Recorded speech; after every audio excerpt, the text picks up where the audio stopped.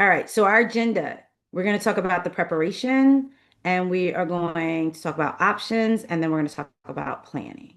So, according to caregivers.com, family and caregivers spend an average of 24.4 hours per week providing care to a parent.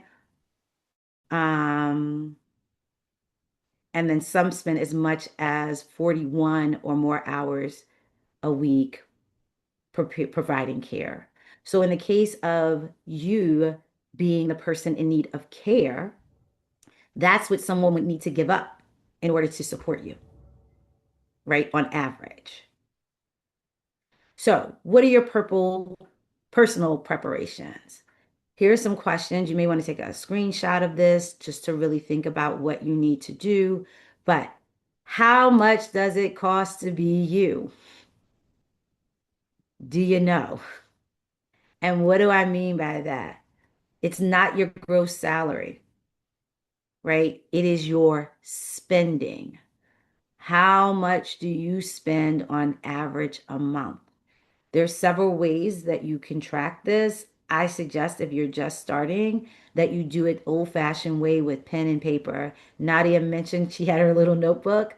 When I was trying to get my financial house in order, I had like a little notebook and I would write down every single cent that I spent. And really, it started when I was preparing to save up to buy my house. So I literally would whip that little notebook out to pay a nickel for a Swedish fish. I was like, I need to track every single penny that is coming out of my account.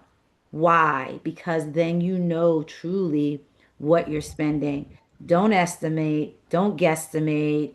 I use Credit Karma because it's tied to my and I don't work for them. It's tied to my debit card. So that kind of keeps track. But then if I use cash, I have to write it down. And so I try my best to just use that notebook and track it. If you only can do it for a week, you multiply that week by four, and that should give you a rough estimate. If you do it for 2 weeks, multiply it by two. But if you can get a solid 30 days in, 31 days in, you'll have a sense of what you cost a month, multiply that by 12. That will tell you what your spending is, right? And you'll have a really good sense of where your money is going, um, and why, right? If you want to get even deeper into that, you could put happy face, smiley face, or sad face, like a happy face, a straight face, or a sad face to say, were these expenditures that brought you joy? Were they just like bills? So that might be a straight, or were they impulse purchases or charges that you're like, oh my God, I didn't really need that. And upon reflecting, that purchase makes you sad. I don't know. So once you know how much you cost, then you're saying, what are your assets and your liabilities, right? That's all your liquid accounts. If you have property, if you own a car, if you are a fashionista and you may own designer goods, whether they be purses or clothing pieces that you could sell if you had to, you might, some of them may be asked. There's a money woman, her name is Michelle Singletary. She says, if it's on your ass, it's not an asset. But I've seen people resell clothing items. So you know what you have and what the resale market is. So those are your assets. Liabilities are any debts that you may have. So you may be a homeowner. If you still have a mortgage on that house, it is a liability, right? Now you may have a situation where your house is more worth more than the mortgage, but when you're thinking about liquidating or using it, technically it's a liability. So you need to understand like what you have. So how much is it cost to be you? And then have you planned and secured yourself financially? Are you saving for retirement? Have you secured your assets? So you may own the home, you may own the car, you may own the jewelry, but are they insured? Right? Have you protected them? Because then if you lose them, if tragedy strikes, can you recoup some of those core costs? And then securing your asset also goes into estate planning. Do you have a will? Do you have a trust? Do you have an advanced healthcare directive? Do you have a power of attorney? All of these documents, uh, you should definitely consult with an attorney. You don't always need an attorney to draft or put some of those things in place, but given the number of assets that you have, um, consulting an attorney would be really helpful in protecting your assets. So you please feel free to put in the chat or come off a mute if you have any questions about what an asset or a liability is versus any of the documents that I've named.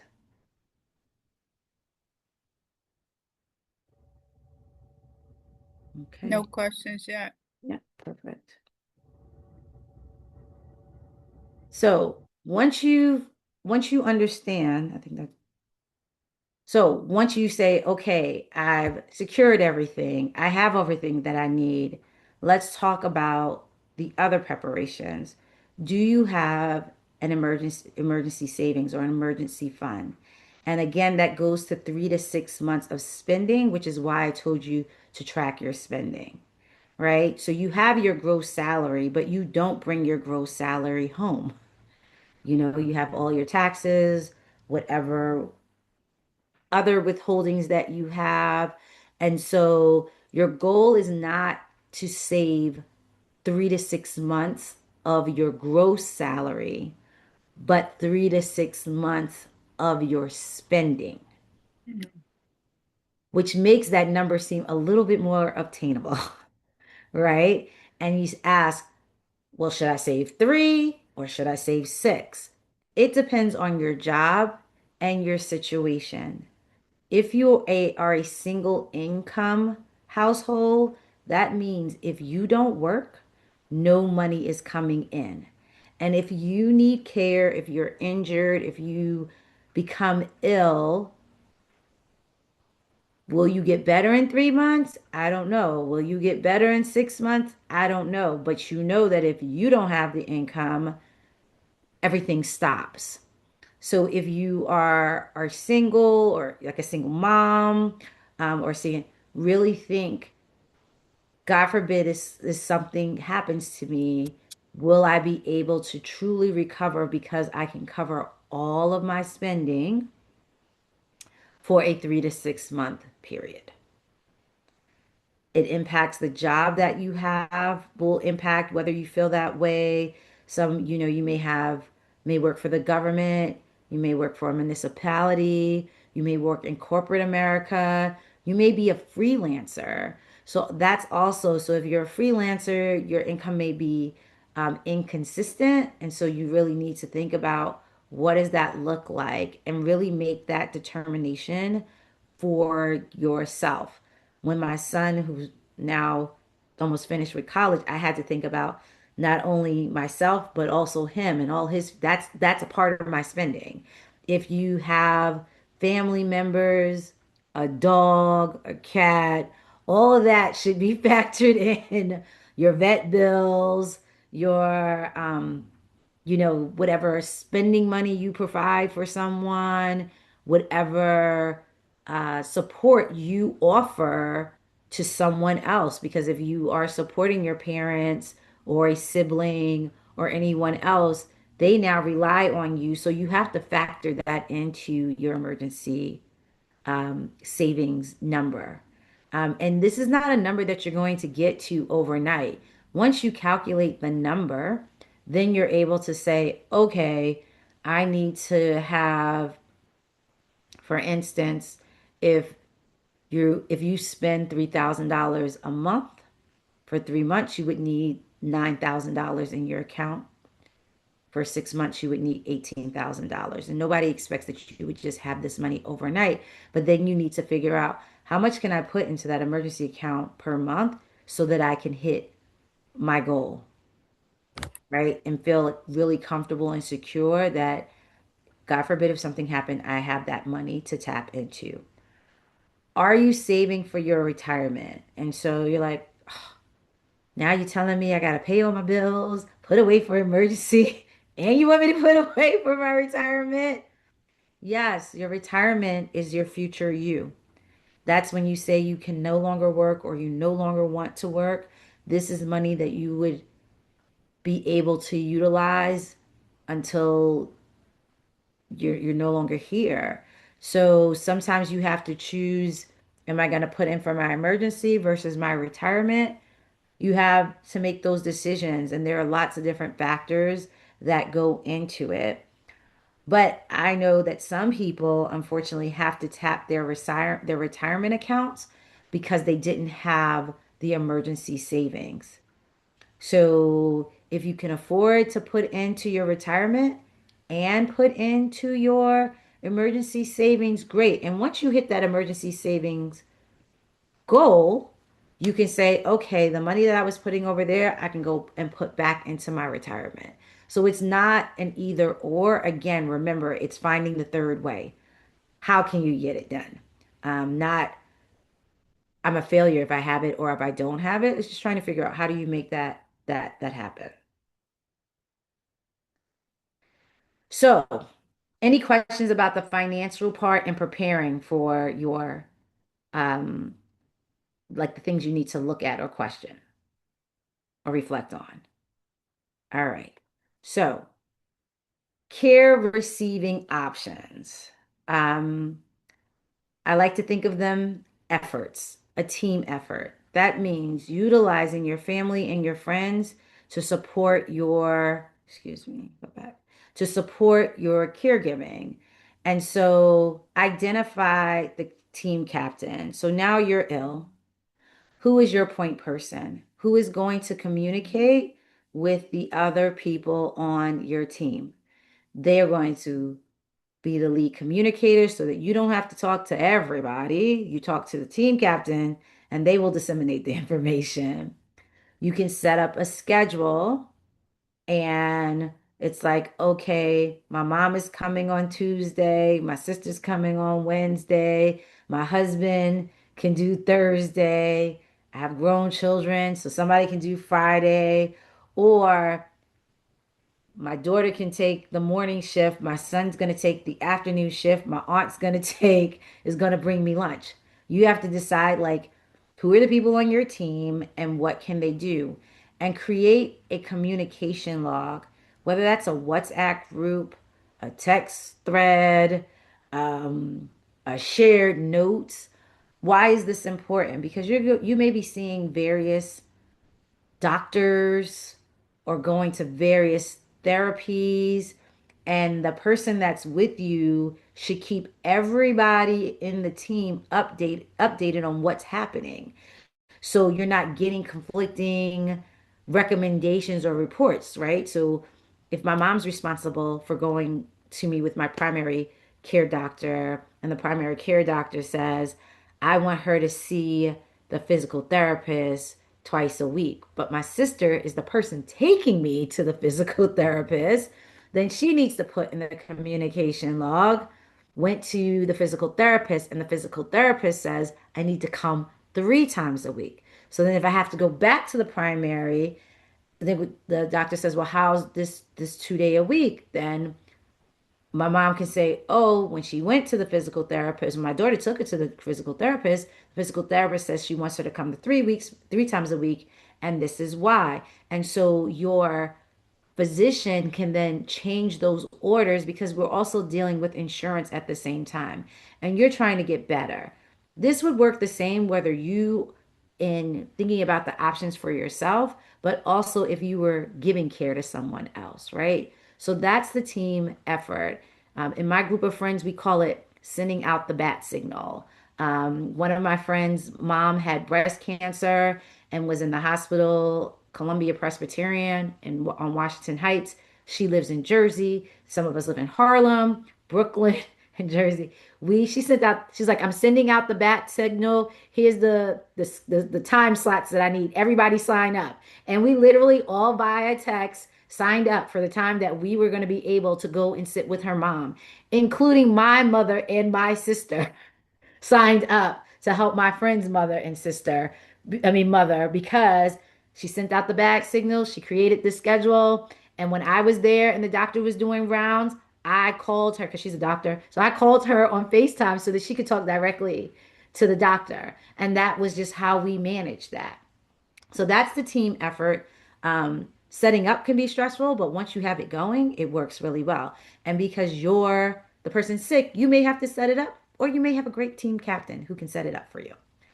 Solo effort. Now, if you're doing this by yourself and you're saying, I live somewhere, I don't have family close to me, or I don't have people that I want in my business, as we women color often say, you got to manage this yourself, which I don't advise. Please lean on your friends, your family members.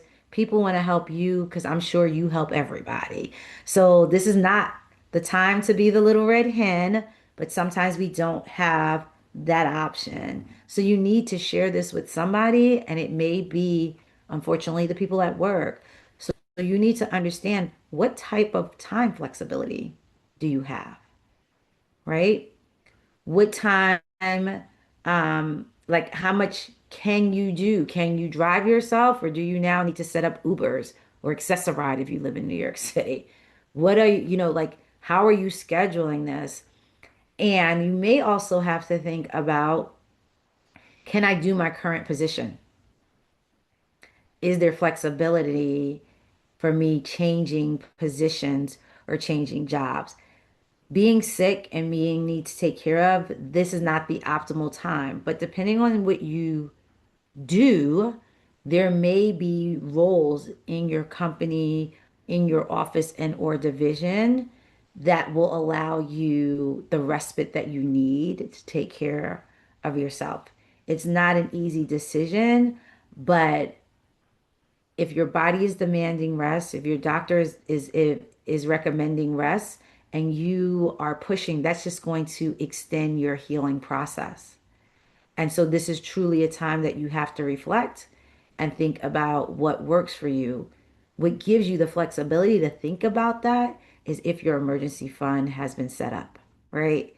Because you're not as strapped. You're not worried about how do I bring money in or how do I take care of my bills and allow myself to be taken care of.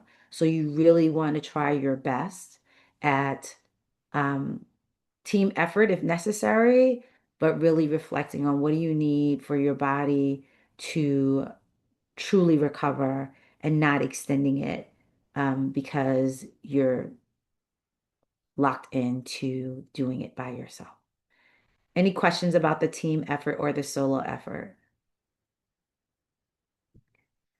And this is something that you need to think about if you're caregiving as well, right? Can you get on your team, like establish a team for the person that you're caregiving for? Or are you the only child? Are you the only relative? Are you the only friend of the person that you um, are managing their care? So those are the two frames that you may want to think about it. So FMLA. FMLA works, and you often think of it in the care of a family member, but you are also entitled, that's why I highlighted it in yellow, as the employee to take FMLA leave. The thing about FMLA, or Family and Medical Leaves Act, is that it is unpaid. So you don't have to take it all 12 weeks in that 12-month period. And remember, it's a 12-month period. So if you got sick in September, your 12-month period starts in September and would go all the way to August. It's not a calendar year. It's wherever you start, whenever you start taking it, that starts the beginning of your FMLA time. And so it could be for you, and you could um take it. You don't have to take it all at one time. So it may be whatever your illness is, you can't work a 5-day week. You want to work a 3-day week or a 2-day week. So you would be able to stretch those 12 weeks out for a longer period of time because you're not taking it all at one time. It is definitely a conversation. You are entitled to it if you have a company that I think employs more than 50 people and that are within a 75-mile radius of where you work. You would know you should definitely, speak to your HR person if your job is required to give you FMLA. What you see on the screen also lists other situations where you are entitled to leverage your FMLA, right? So the birth of a child, whether it's adoption, foster care, um, your spouse, your child, your parent, yourself, and if something happens at your spouse, your child, or your parents' workplace either. So it doesn't really, it just needs that you need this time, but be clear, it is unpaid leave. So your first line of defense possibly is human resources. So to make sure you're utilizing and leveraging your time properly, you're going to ask about your annual leave or vacation days, your sick leave, if your job offers sabbaticals. That's just not for education. One of my friends she used to work for a pharmaceutical company. And after working for the company for 4 years, you're entitled to a 6 or 8 week sabbatical. And that's just how they did it. So just because you're not in education doesn't mean that you may not. Um, Co-worker donations. If some jobs allow your co-workers to donate time to you. I work for New York City. They say 2 for 1. So if I donate 2 days to my coworker, she gets 1 day off. And I've seen in different schools, just different districts where colleagues really rally around their colleague who is sick. And they will donate the days so that their colleague gets those days off with pay.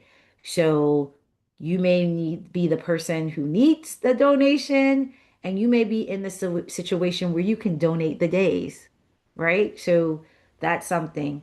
Flex work. Right now, we have a lot of jobs that allow for remote or flexibility in hours. So know what those options, know what you need.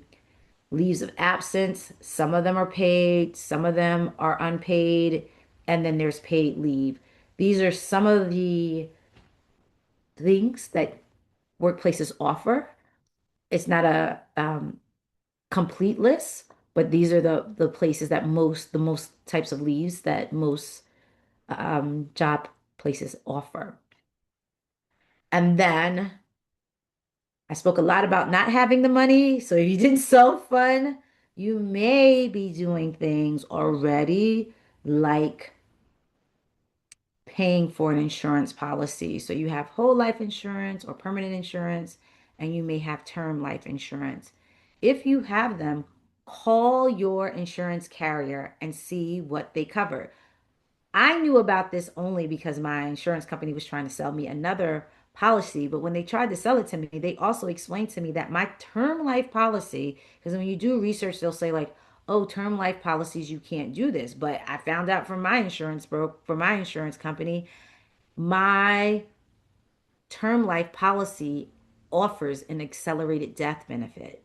So if my doctor diagnosed me with something terminally ill, like as a terminally ill person, my term life insurance policy allows me to get 50% of that policy paid out until I pass away, right? So it's not a fixed amount, but I can utilize it however. It doesn't pay out the whole policy, but it would give me access to 50% of the policy. So depending on how big your policy is, that may work.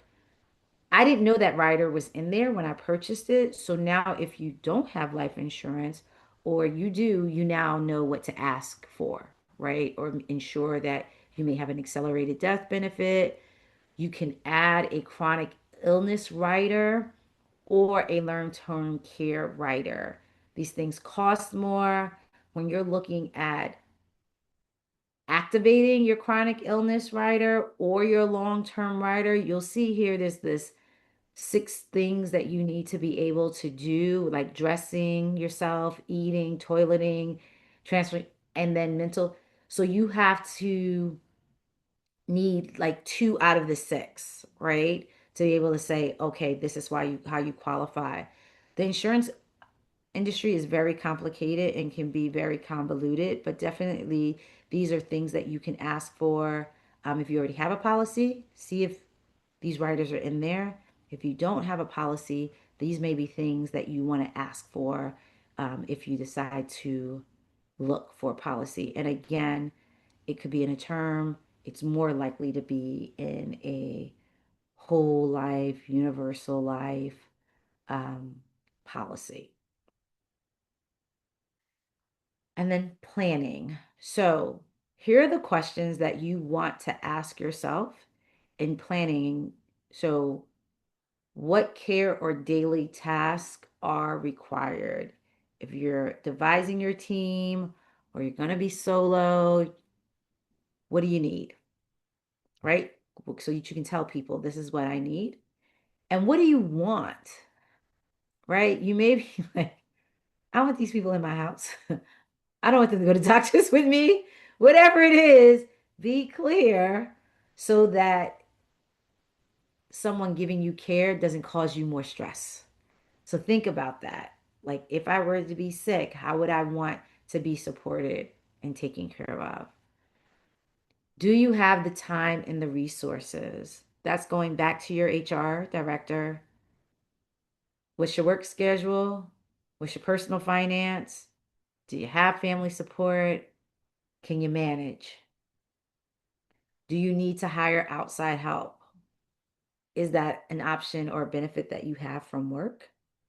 And then how will you protect your health, right?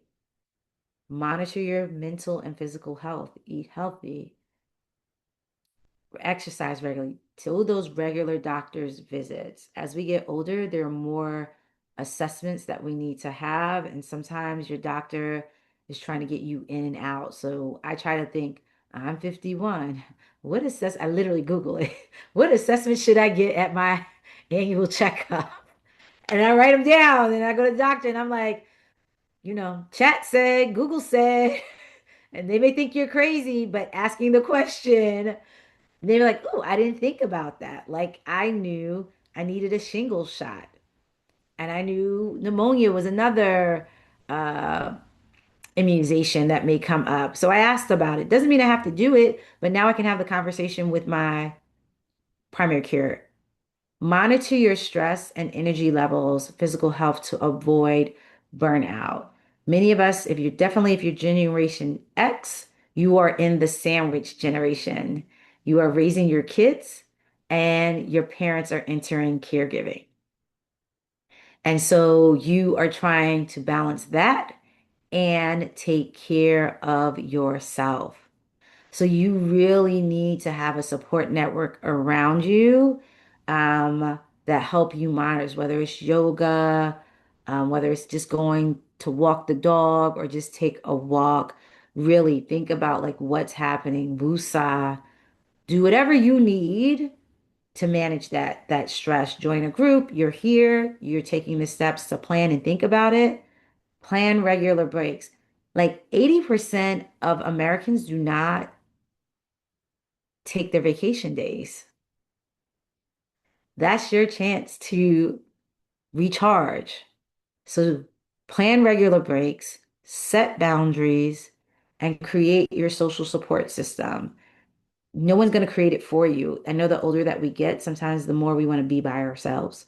But you need that social support system so that you can just talk through your program, your problems, and you have the community. Because believe it or not, because as you know, the finance after what's more important about you getting ready for retirement is your community is actually more important than the finances because your community will support you if you allow them to.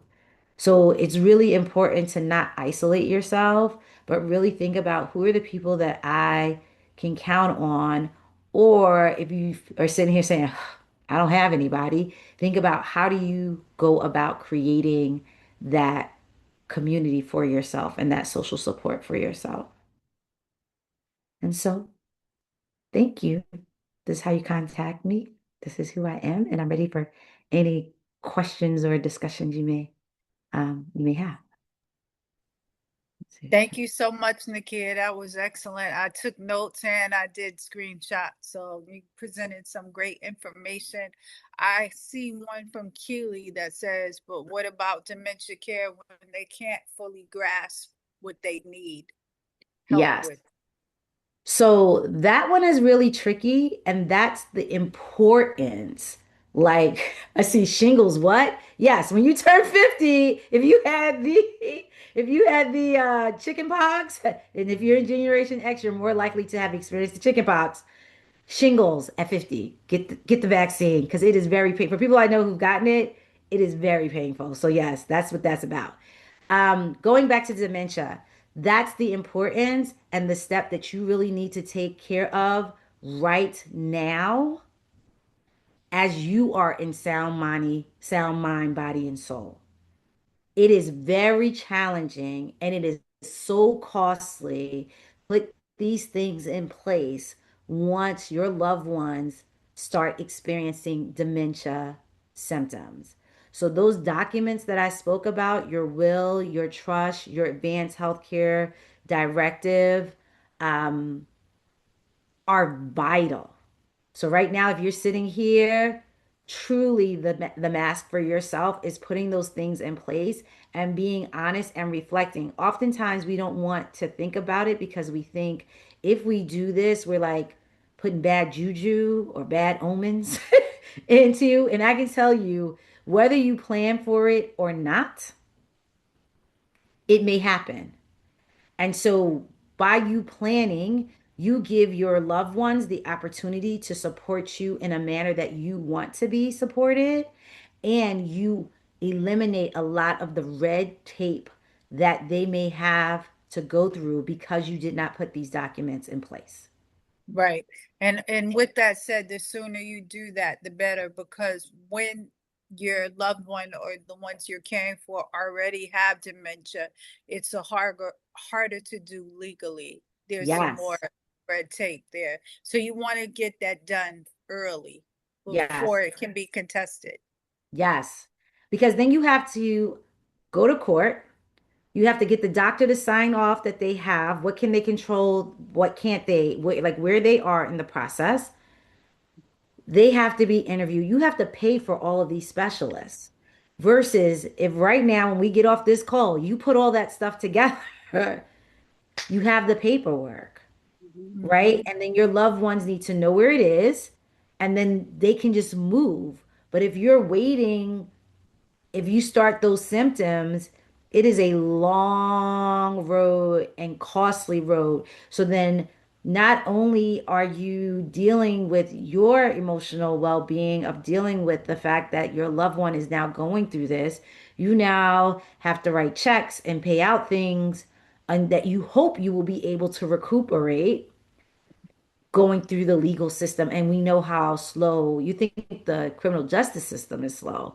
You try surrogate court and probate court and trying to settle these things. So you definitely need to get it done sooner rather than later.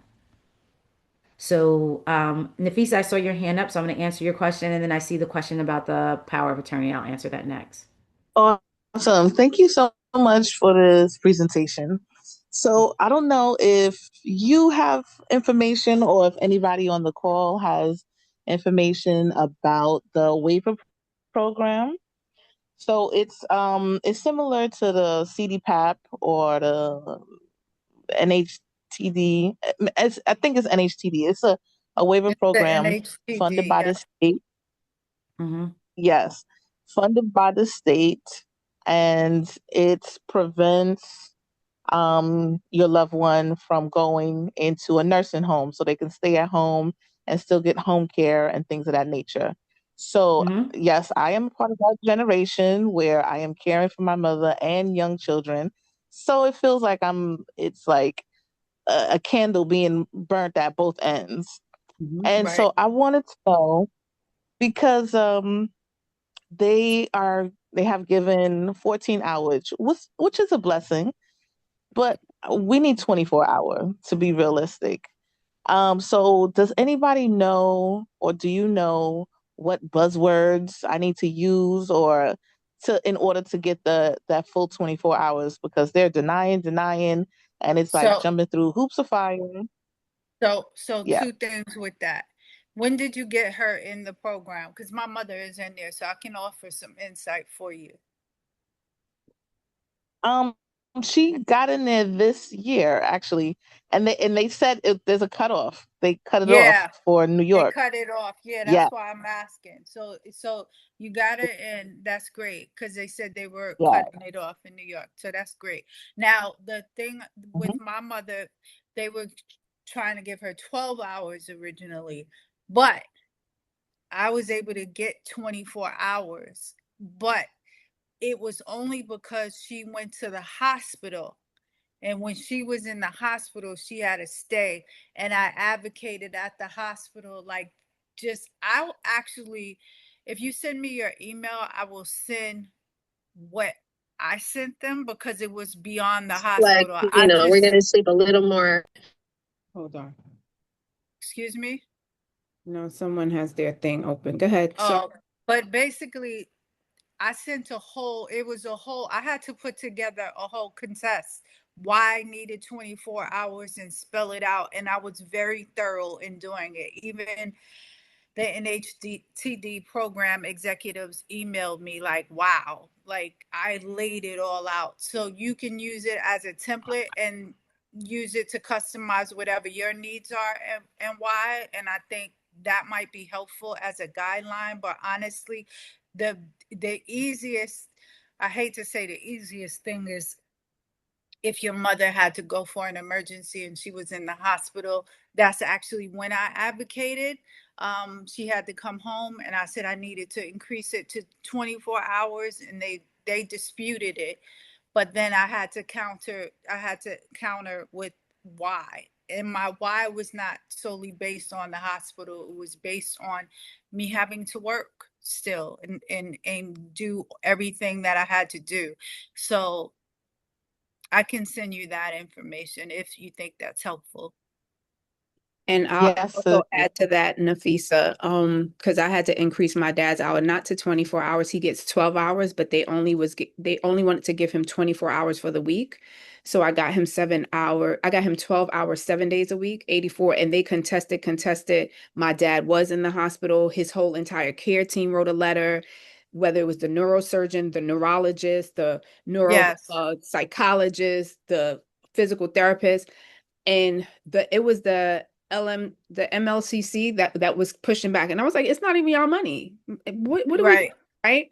So there's an opportunity when you contest it to them, you can send back that you want to contest it and have a fair hearing. I went through the fair hearing, and one thing I will encourage all of you: to be a caregiver is stressful. Do not minimize it. You go to your primary care, you put it on the record, because that's something that I had to do. I had to talk about the stress that I had incurred, the lack of sleep, because I was at a stressful job, the health issues I incurred there. And when it was time for me to go before the judge, because we had to do a virtual call, and I said, I'm going to drop dead before my parents do. So they're denying him. And every time my dad is home and he doesn't have this care, he falls, his health gets more impacted. I'm in the hospital more, and no one's taking me into consideration. And because of that, you have to advocate for yourself. He got the 12 hours. They gave it to him immediately, like effective immediately. So these are some of the things that we need to know. And, the buzzword is making sure that the parent doesn't try to act like super parent because they also want to seem independent. I got it. I could take care of myself. No, you don't need to say nothing. Don't, especially like if you have power of attorney, you got to be like the mom.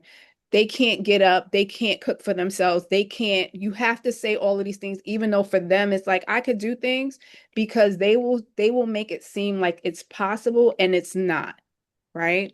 So just consider that. Now I know there was a question and before Keisha. So, Nakia, I'm gonna go back to the question that you were supposed to answer. Yes, so someone asked about what about a power of attorney? So there are several types of power of attorney, like there are several types of trust.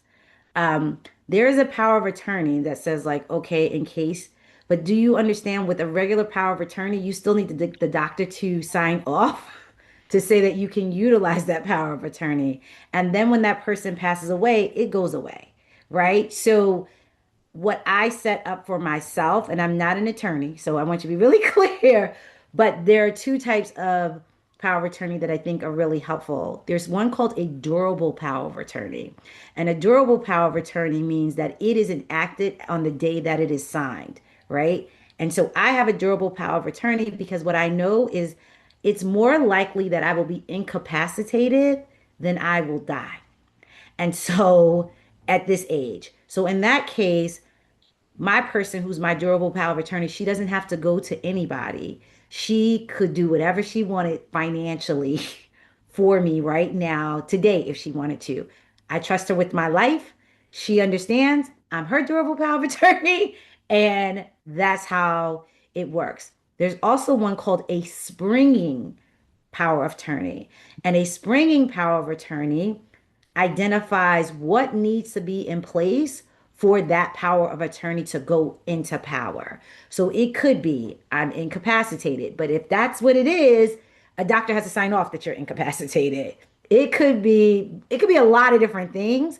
There are just different categories, and then you would have to identify it. I don't like to leave stuff up to chance. So I did the durable. Some people could be sitting here like, ain't nobody I would give that much power to. I get it. You have to decide what is best for you and your situation. Keisha, I'm gonna take yours, and then there's another one. And there's a couple in the chat I just want to address. But go ahead, Keisha. You can come off mute. Hi, good evening, everyone. Thank you. I just wanted to add to I'm currently caring for my mom who has dementia, and I recently just got was able to get 12 hours of care for her. And like Nadia said, it's, I had to fight for that. And I also went through the fair hearing. So her managed long-term care program is VNS. They denied me right off bat. And I took it to a fair hearing and won. And when I wrote several letters, I got all my mother's it's called letters of medical necessity. That's what you have to get, a letter of medical necessity from all your loved ones' caregivers.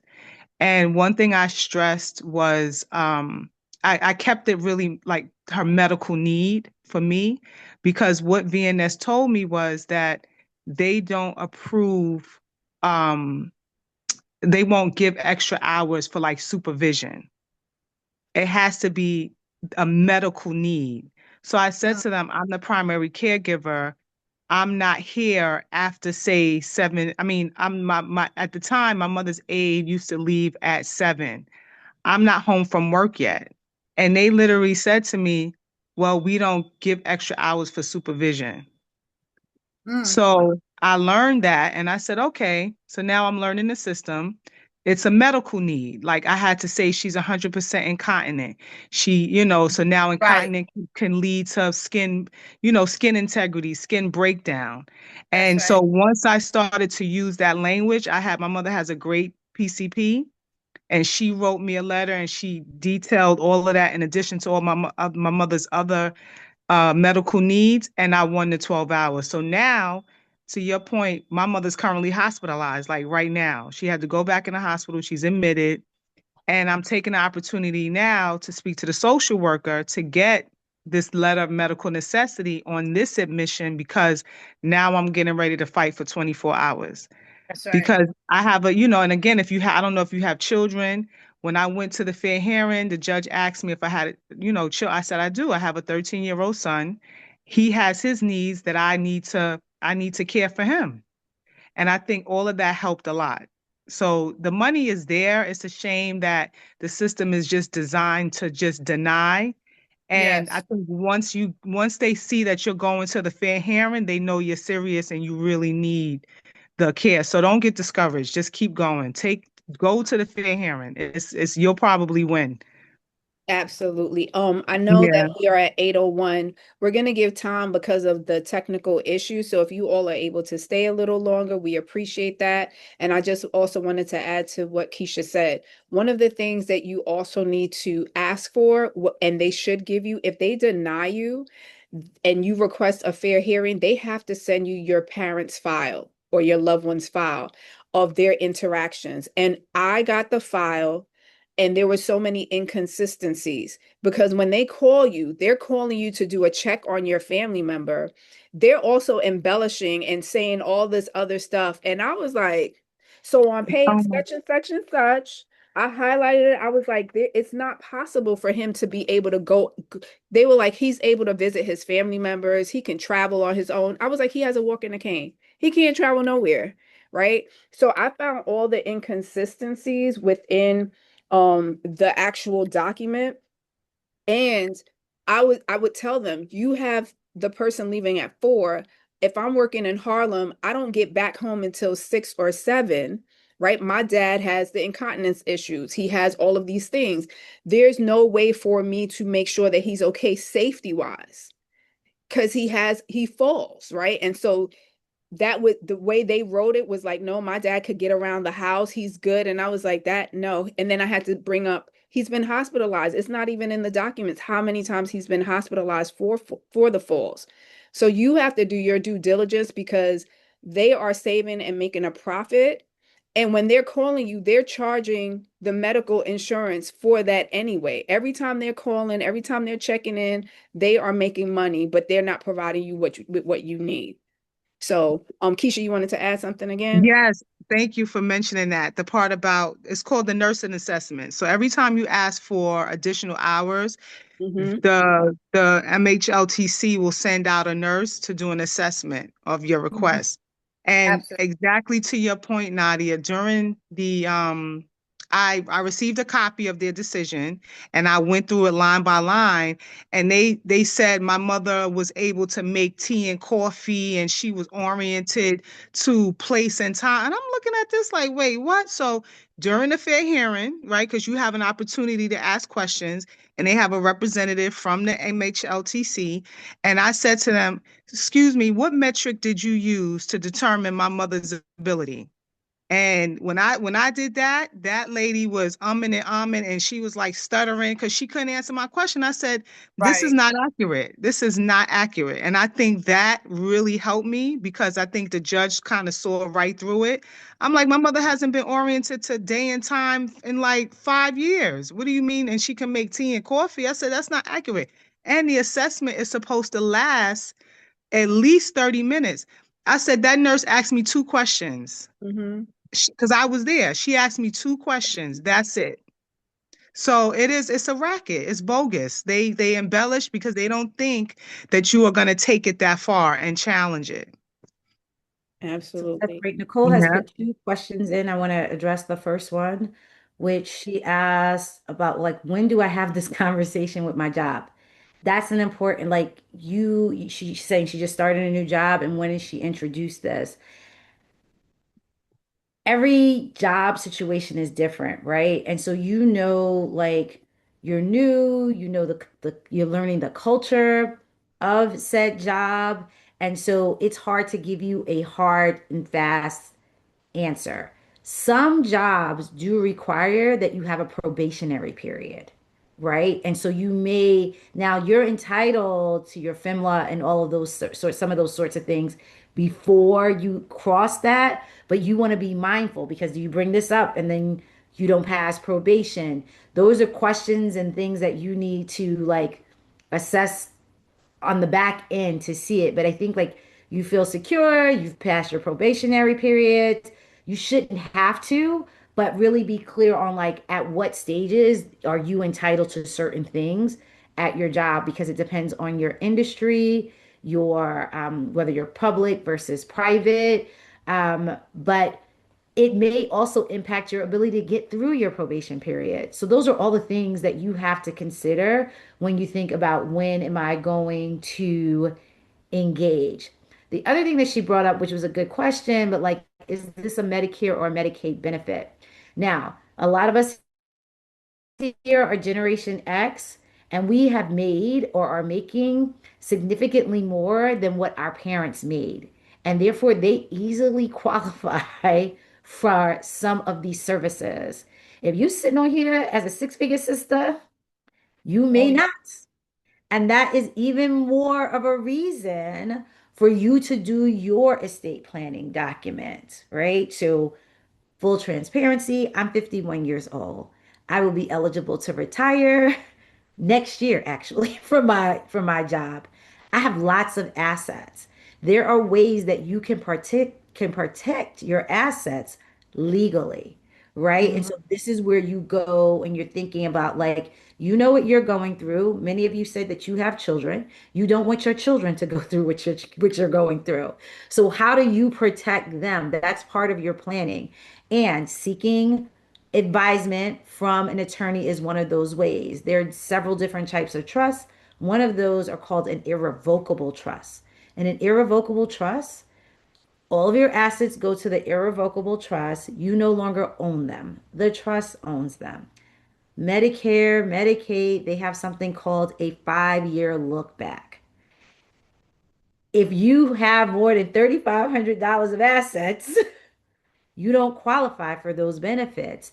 They're going to make you spend them down until you hit that $3,500 number. But if everything is in that trust before that look back, you don't own anything and therefore you qualify for those benefits. It is in your best interest to start working on this stuff for yourself. This is the oxygen mask, not only for you, but for your children, right? Because my son will be able to say, she doesn't have anything, right? And so then that would allow me to qualify for my Medicaid and Medicare benefits, one. And then my son can use those assets to take whatever they're giving me and spend more if he chose to. But if you don't do those documents, you have to spend all your money, depending on what you're dealing with. You guys are talking about 24-hour care. I don't care if you have a $3 million estate, paying for 24-hour care, That's 7 days right. a week, 365 days a year. You're lucky if you hit a year and a half. And then you go to Medicare and Medicaid. And is it going to be the same type of care that you had when you were spending it? So really, when Nadia asked me to do this, I told you I was thinking of it like, oh, what do you need to prepare to care for someone else? And the questions that you guys, you're already in the caregiving space. Please don't do this to your children. Not that your parents planned on doing it to you, but really pay it forward. You're learning the lesson. Put in place the things that are going to protect you, your state, and your children or your caregivers so that it would just be a matter of putting things in place and not trying to spin your things down.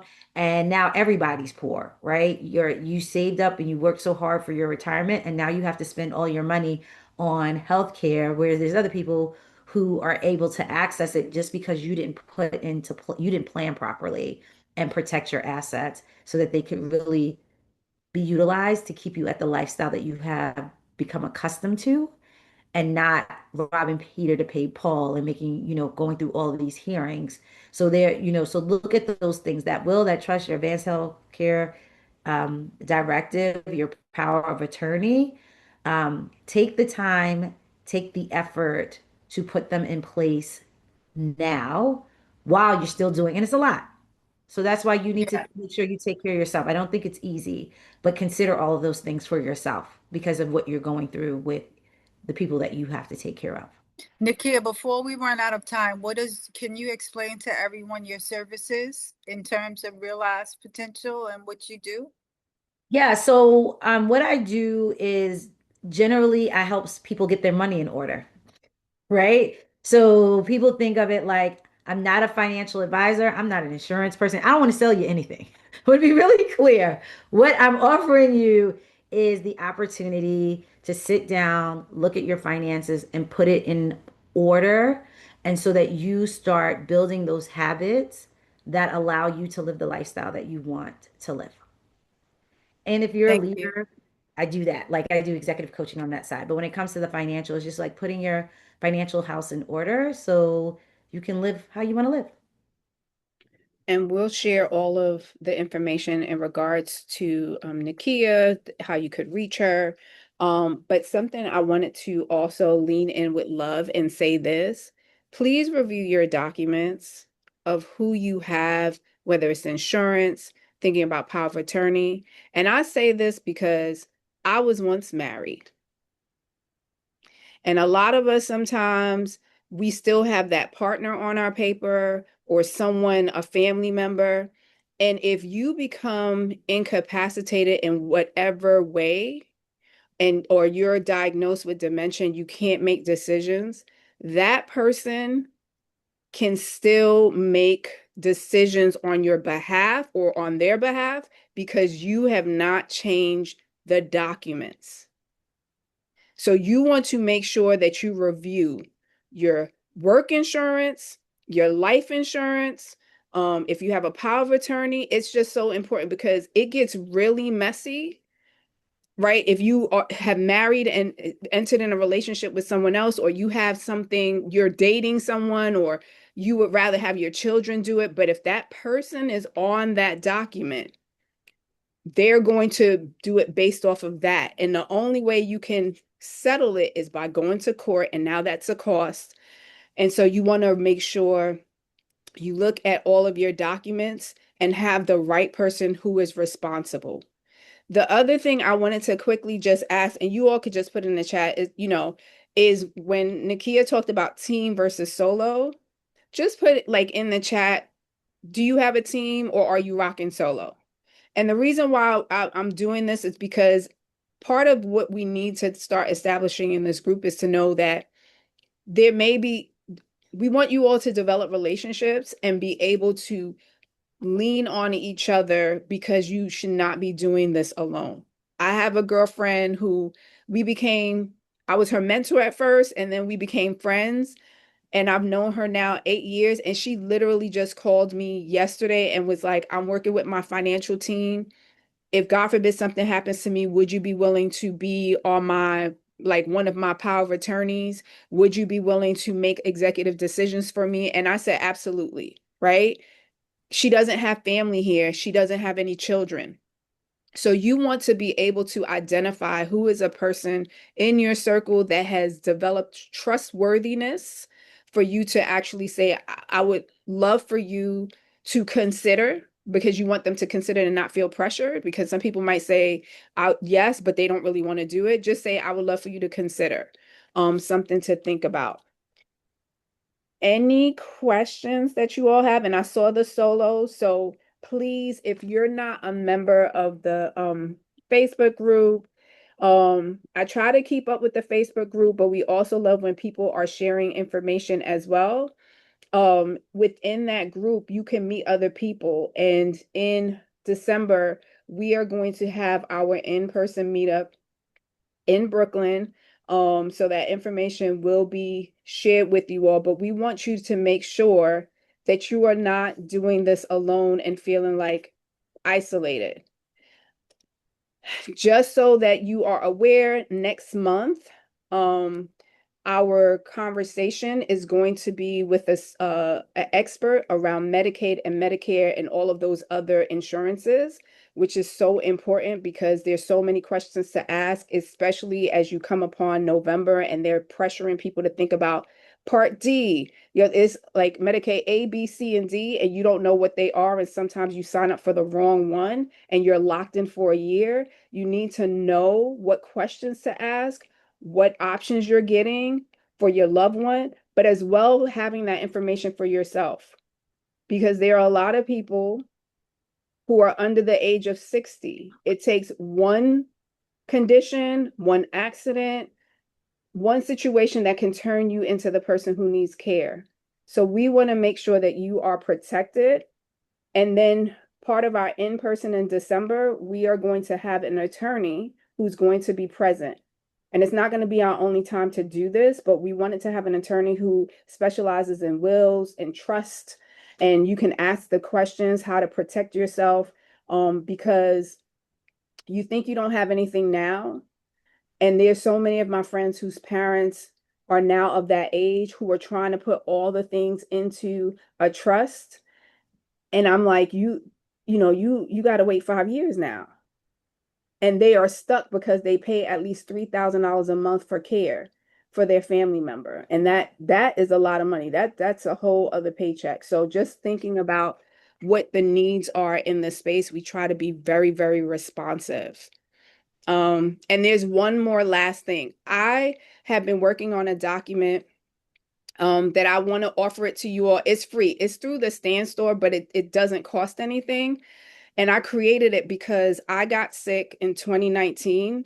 And as a result, there was so much I didn't know, right? And when the good city job that I had separated me from payroll and literally terminated my insurance, I had to do everything on my own. And I didn't know what questions to ask because I never anticipated I would be sick. So the document is literally, it's a downloadable workbook, if you will. And it's all the questions you should ask before you need to take a medical leave. Whether you have a job or not, I just created it because no one told me all of these things. I'd rather you be prepared.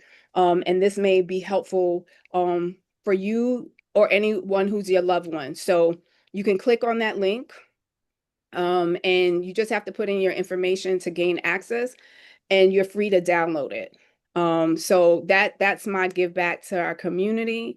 Anyone have any questions? You're welcome. You're welcome. April.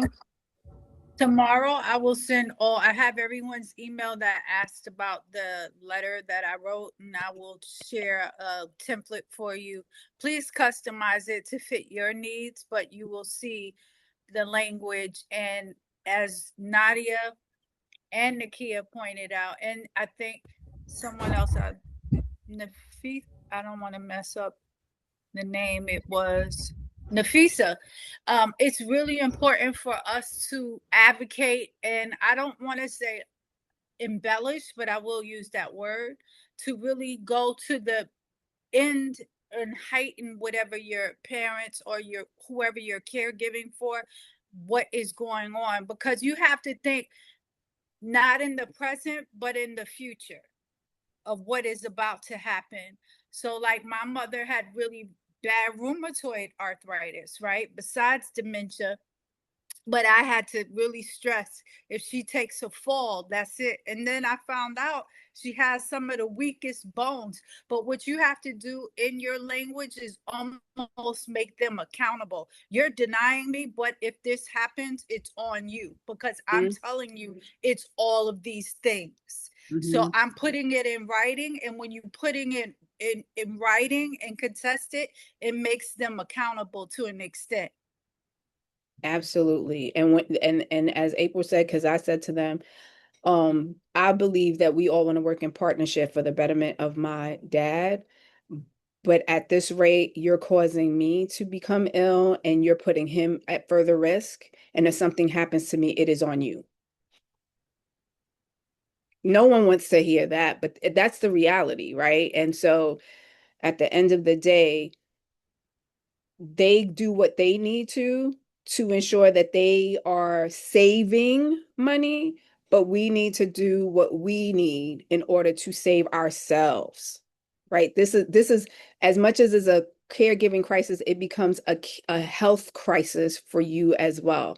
So the stress of your finances and making sure that everything is in place, this was so important to us because we stay so focused on the ones we love, but we're seeing time and time again, many of us are the ones getting sick.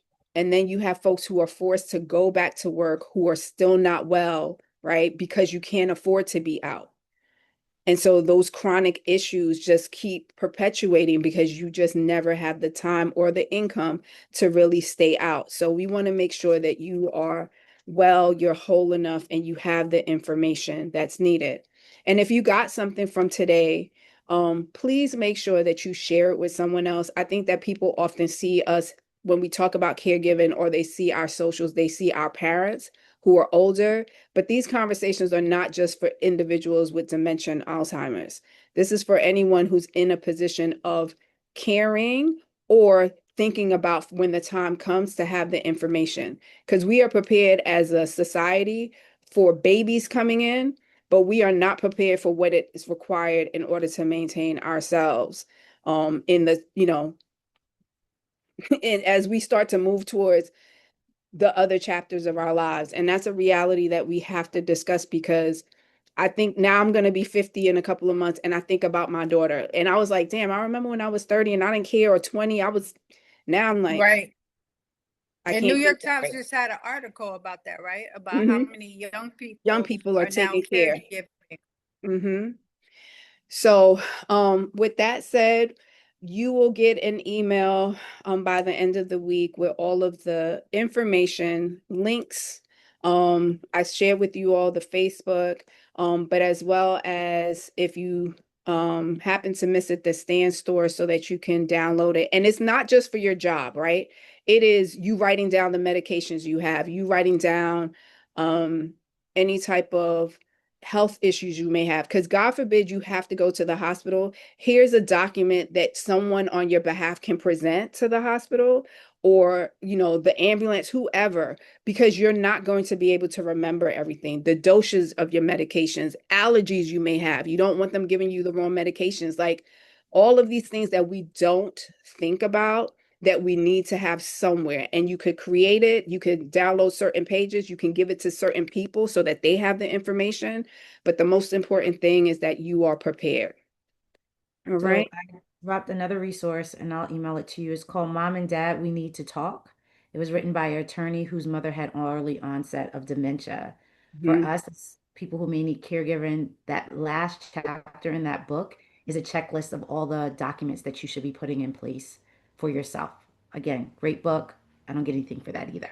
So these are all resources that I give, are really just something that could be really helpful to you in this process. Hopefully, I'll be invited to your meetup in December, because I love to meet some of you all in person.